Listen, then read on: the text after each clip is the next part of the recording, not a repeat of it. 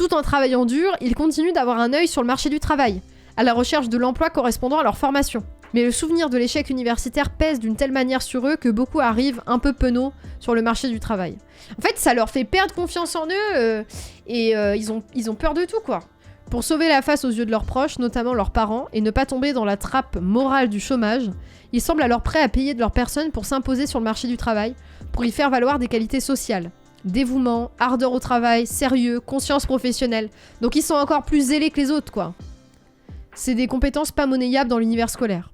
Tout se passe comme s'ils se sentaient obligés d'expier leurs fautes. Mais attendez, mais ce que ça veut dire... Attendez. Ça veut dire que la massification scolaire, le fait qu'il y ait de plus en plus de gens diplômés, comme ils trouvent pas de boulot en lien avec leurs études, derrière, ils sont beaucoup plus dociles. Parce qu'ils se disent qu'ils ont pas réussi et qu'ils sont nuls. Ils sont beaucoup plus dociles quand ils rentrent dans le monde du travail. Mais c'est tout bénef pour les patrons, ça.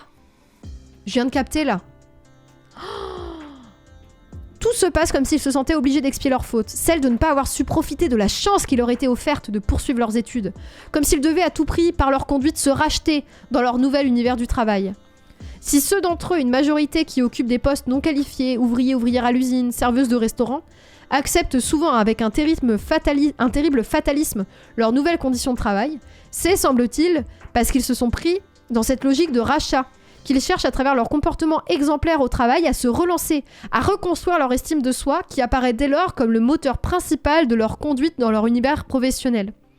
Imaginez, l'université a cassé leur confiance en eux, a cassé leur estime d'eux-mêmes. C'était hyper violent pour eux, et leur manière de racheter une valorisation, quoi, de se sentir bien, de se dire en fait je suis capable de faire des choses, c'est de se donner à fond dans leur travail et de se faire exploiter, quoi.